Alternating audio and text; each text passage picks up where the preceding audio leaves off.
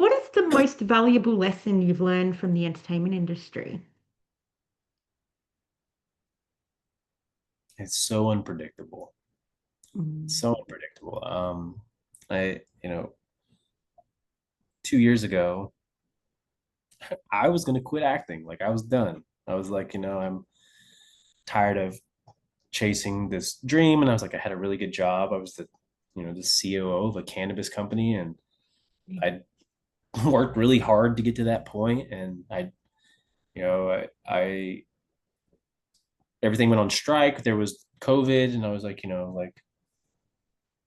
I think it's okay. Like, you know what I mean? Like I tried, and um, I think the unpredictability of entertainment is so crazy because you never know what's going to happen. And then, I, the vertical world just kind of happened, and it just showed up. And, even early on when we were doing it, the first one I did, I was like, oh, I hate this. I'll never do this again. Then I did a couple more, and I was like, oh, okay, this won't last. Like this isn't going to be a long term thing. And now, who knows? I have no idea what happens in the next few years. I think we're already starting to see a lot of the big platforms outside of verticals like Netflix, Hulu, Paramount. Yeah. They're at least starting to engage in the idea of like this concept works. Like it works, it Yeah. makes money, it has fans, it has viewership, which I think could be good and bad for all of us depending on how it Mm. goes. There's the good side would be they come in and they're like, hey, let's use the people who are already here. Let's continue to use them. They already know what's happening. They already have a fan base. We'll do that. The other fear is that they come in with extra money and they can pay A-list actors, and like what does that mean Yeah. for us, and does that push us to the side? I don't think the latter will completely happen, but as I said, it's so unpredictable. You never know. Like they come in and do two or three, and then all the A-list actors are like, yeah, let's do this, make a quick buck. Like Mm. we can do this, it's fine. And um, entertainment's scary. It's scary. I think anybody that works like a self employment job, whether it's entertainment or anything, it's so unpredictable. At any point, like they could just be pulled out. It's a conversation me and my wife have had. I'm like, at any moment, I could wake up one day and people are tired of looking at me. Like, do you know what I mean? Like that could be a thing. People maybe I have one or two bad shows that come out, and people are just like, I'm good on that. You know what I mean? So I think it's scary in that sense, especially like being like what do you call it, like the breadwinner of your family. Like that's Yeah. scary to know that at any point, like somebody just pull the carpet out from underneath me, and then I'm fucking hands in the air. Yeah. So I think that's probably the scariest thing for me Mm. is in entertainment is just the unpredictability of what Yeah. happens next. Well, And we I was try to having this conversation last night. Sorry, I was having this conversation uh, last night with Patrick about the other platforms coming in and looking at the verticals. When it comes to the A-list actors, I think that they should keep the actors that are already here because sure, they're A-list actors, but they haven't worked in the pacing that you guys have. They're used to months and months of doing things. So throwing them into a vertical space, I think that would throw them, in my opinion. I don't think you're wrong there. Mm. I think anyone coming from the Hollywood side, and I mean, I know this from working with some crews that have come from the Hollywood side, and they're like, it's such a change of pace. Like everything is Yeah. so, and there's not nearly as much money put into a vertical as there is, a big movie. Whereas like Yeah. a big movie, they have trailers and things like that. We don't have trailers. Like we Yeah. we all get dressed in the same room, like the same. It might be a bathroom. It depends on where we are. You know what I mean? Yeah. There's not a whole lot of what do you call it? Pampering, maybe. I don't know if pampering Yeah. is the right word, but do you know what I mean? Like Yeah, I know that what you kind mean. Yeah. Yeah. the kind of like hand holding that would happen, which don't get me wrong, I would love to have. Mm. But it just that doesn't exist in the vertical world. The Um, direction isn't there. Like, Yeah, and I think that if the big platforms were to come in, I think that you know their whole reasoning for coming in is they see that they can spend less money and make more money. yeah, So why would they come in and change that playbook if it's already working? So yeah. I agree with you. I think that it would be a work shock for people to come in and be dropped from a Hollywood set to a vertical set. Not to say that they couldn't do it. I'm sure that Oh, some of them absolutely not. have no It's just a problem, completely different pace. but it is a different pace. Yeah. Yeah. So Okay. The vertical format is evolving rapidly. What changes do you want to see over the next few years? scripts, I want to see diversity kind of come into play. Um, I think we need to get away from the female abuse, Yeah, the sexual abuse. I think we need to move on as a culture. Like I understand that different parts of the world view things differently, and I'm okay with that. But I think me as a representation of what I want and what I want to do, those are the changes that I think need to be made, and I think that's what yeah. the fan base wants to. Oh, I don't, absolutely. I don't, I don't hear any fans that are like, "Give us more beatings." You know what I No, mean? Like no one sends me those messages. So no. the platforms run off of data, and I get it. There, a lot of them come from tech companies and things like that. But it's like if you're giving data, the same data over and over again, there's nothing to skew that data to say this doesn't work or this would work better. Yeah, So my hope is that that's where we head to. I want to really get away from a lot of the stuff that doesn't make sense to a Western world of living, I guess. yeah, yeah, I Yeah. get that. I've spoken to John Henry Richardson a few times, and he said that you can get to the point of these things without physical violence. You can Yeah. get to the point still. So, Yeah, I agree. yeah, And I think a lot of it will come down to us, like the actors, yeah, especially a lot of some of the bigger names in the vertical platform. Like if people send me scripts, I have an automatic list that I send them like, hey, I don't do anything that involves this and this and this and this and this. So, yeah, let me know if it's in there, then say we can both save our breath. If it's something yeah, you want me to be part of, if you take it out, then we can yeah, have a conversation. And I yeah. mean, I've had that happen on set. Like I've had people try to change the scripts on set, and I'm like, Mm, I'm not going to do it. So I do think we have a little bit of power to be able to kind of control what is shown and what's not. I think what's unfortunate is some of these platforms will take advantage of new actors. yeah, It happened to me early on too. You know what I mean? Like very excited to just get cast and be part of something. But like when you sit and look at it, you're like, "Ah, this isn't something I agree with. It doesn't make sense. Like also like why does the protagonist like have antagonist traits at the very beginning and then at the end you're supposed to love him? So I think that just kind of comes with being in the realm of verticals is understanding that. But I do think like they do take advantage of early newer people like yeah, we can do this, it's fine. And I think it will kind of come down to us pushing the envelope and being like, hey, like this doesn't need to happen this way. So mm. In that case, what advice would you have for people who want to get into like the vertical industry? uh be open but be vocal. I think be open to what people have to say, to what scripts say, but also be vocal because if somebody wants to work with you, they will listen to you. And like, you have that ability to be like, kind of like what you said, John said, like, hey, like, I get it, it says this, but like, does it have to go this far? Because like, it doesn't, I feel like we can get there with the energy of the scene itself Yeah, without it climaxing at this ugly point. So yeah, I mean, be open. It's a new genre of media. Um, there is, I think, there's a large ceiling for what is to come with all of this.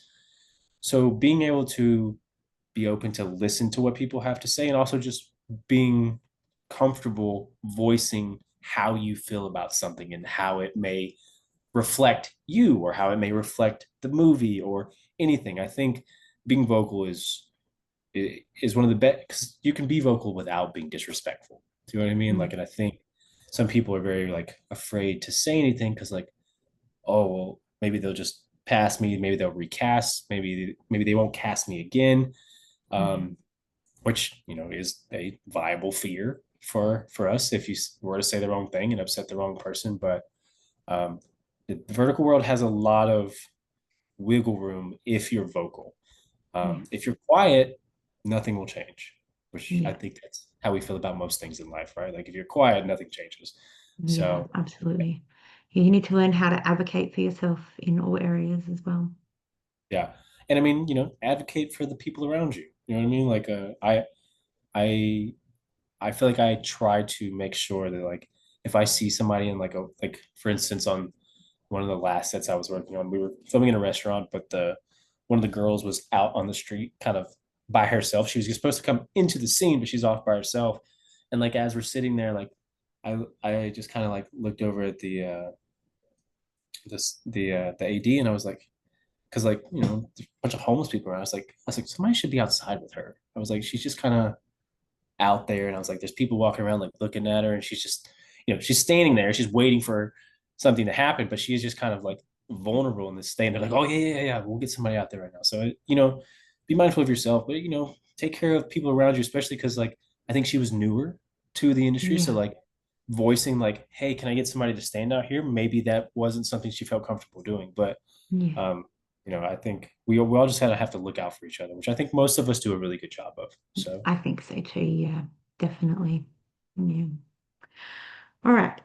Is there anything you want to tell anybody about your career or anything about you? Anything? Mm. God, um, don't quit, don't quit. Um, I like I said, I started acting in college, which was probably 12, 13, 14. Oh, God, I'm old now. Don't say that. I am too then. As I start to add the years, I'm like, man, like 13, 14 years ago. And like I moved out to LA, and I don't come from money. Like my family didn't have money, so like I had to come out here and get a regular job, and I was waiting tables and doing all this stuff before I was even able to sit down and concentrate on being like, okay, cool, I'll be an actor. Um, I had an agent early on, and you know, I I I think one of the best things I ever did was get rid of an early agent and represent myself. And I think I say that because when you go to certain agencies, not all of them, like the one I'm currently with, my management team is amazing. They're great. But sometimes when you go in, these people have a repertoire of people, and you come in and they see you as this one individual that they will send into certain things, even if I know or feel like I'm capable of doing so much more than this one person. Yeah. Um, and I stopped. I got rid of my manager agent. I can't remember what it was, honestly, manager agent. And I started self submitting myself, and the amount of like hits I got back based off of my own submissions was night and day. And Yeah. I didn't get cast in a ton of things, but I got called in. I was seeing people. I was getting seen. Um, and I think early on in your career, it's really helpful, especially like if you're looking to just get footage or anything like that to build a reel or just to work. It's really helpful to do that self submission and kind of wait until you're ready to have a manager so that you can go in and be like, so like my current management team that I have now, like we had a very honest conversation. I was like, look, I don't want to be thrown into a pool of people where you see me as this one individual and that's all you send me out for. I know what I'm capable of and what I can bring to the table. And while I know that, I have a certain look with my tattoos that kind of will typecast me, I also feel like, I've been lucky enough, the vertical platform has allowed me to expand outside of just the way I look. And I think it's Yeah. allowed me to show emotional range and show just a different side of me so that you don't just look at the tattoos kind of thing. Yeah. Um, but I definitely early on, like represent yourself. And, I mean, if you get a great agent, awesome. But if Mm. you're just like fishing for an agent, you pick up somebody, like you may be a bigger waste of your time than just doing it yourself. And it'll go quiet because then they also tell you to like, don't submit. I'll submit for you. So you have Mm. no idea what you're passing on. Now, the flip side to that is that with a good manager, a good agent, they have a whole submission side that we don't see. We Yeah. never see some of those calls come out. They see them. They like, but Actors Access has what I see as an actor, and then there's a management and an actor or agency side where the castings are completely different, something that I can't even access.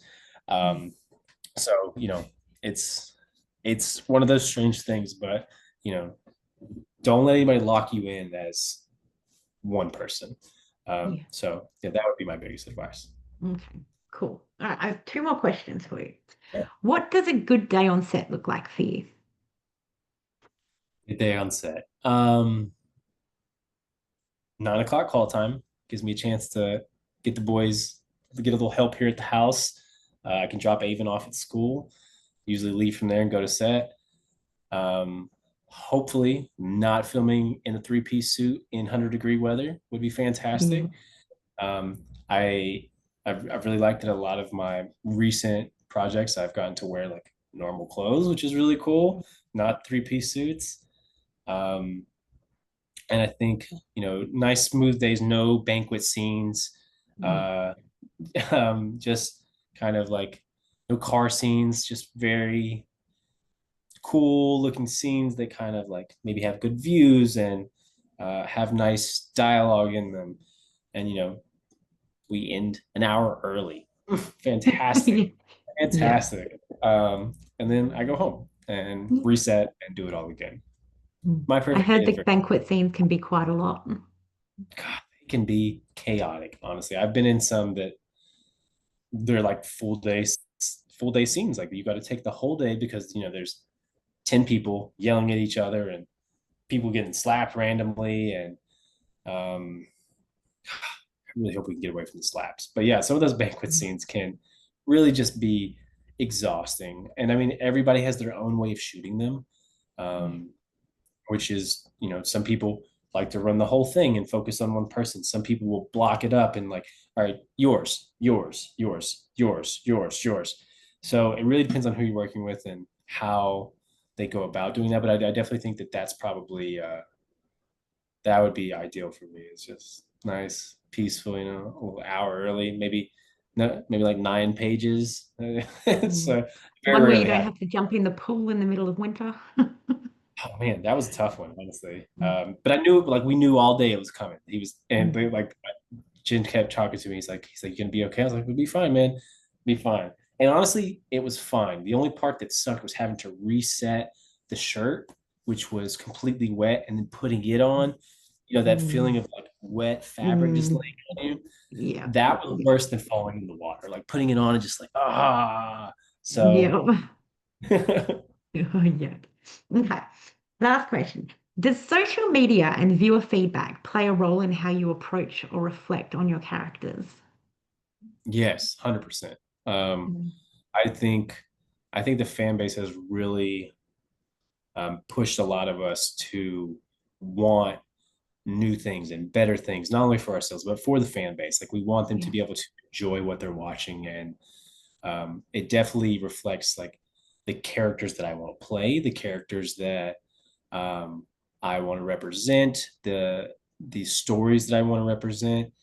100%, because a lot of the fan base, uh, I think 90% of the fan base is probably female.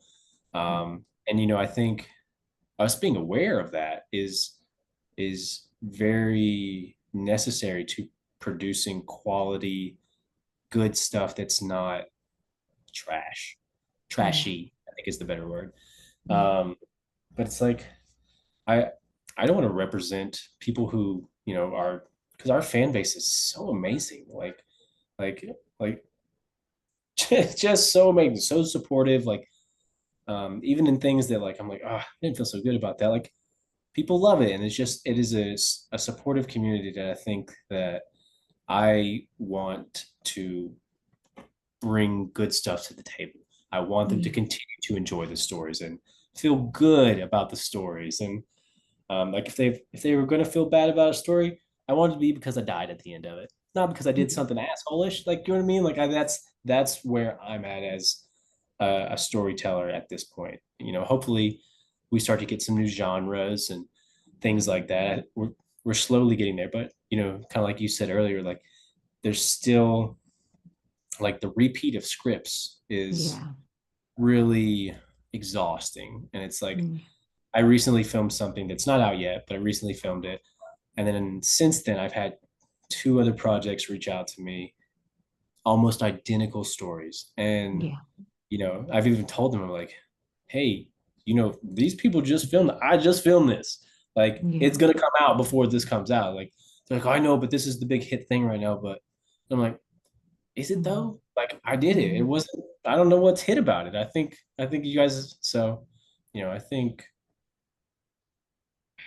I really hope that we just start to head in a more creative direction of verticals. So Yeah, I think they tend to lean towards the ones that make them more money, the ones that people always watch.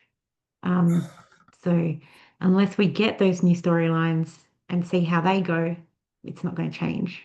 So, yeah, which is kind of crazy to me also because it's like I have had like I Wish It Were You, which was probably you know the show that put me kind of on the map. love that one. Yeah. It's such a normal story. I mean, it's not normal. Like it's not normal that these two people have no idea who each other are. But do you know what I mean? Like as far as like the tropiness of a Yeah. vertical, there's none of the weird stuff. There's no intimacy in that whatsoever. There's one kiss in the whole thing. Yeah. Um, and it's like that has almost 400 million views on Drama Hmm. Box. It's like, Yeah. why aren't we doing more of that? Like why? Mm. Let's make it make sense. Instead, we get 40 werewolf shows a week. And it's like I'm not opposed to the werewolf and vertical ones. I just wish the scripts were a little better. Like I wish Yeah. that in the werewolf ones we didn't have to talk about being a werewolf in every scene. Like, you know what I mean? I am alpha of Luna Pack and blah blah blah blah. And we say that in every scene. Like we acknowledge that in every scene rather than just be like, okay, you're a werewolf. Werewolf Yeah. things happen. It's really the dialogue for me that kills me in the werewolf ones. I'm just like, I've only done one, and it wasn't even really like it was like we were werewolves, and then we turned into CEOs. Like that's basically what the project Yeah. was. So you know, I really that's my biggest thing with some of the scripts is just Yeah. variety.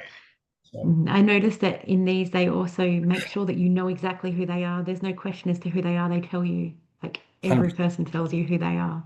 So, Yeah, and it's just so exhausting, and I think everybody and it's become a joke at this point. Like you know what I mean? Like even the crews laugh about it, like we laugh about it as actors. Um, but you know, we're starting to see some new stuff, and hopefully everything continues to trend in that direction. So thank you for having this interview with me today. I know how busy you are.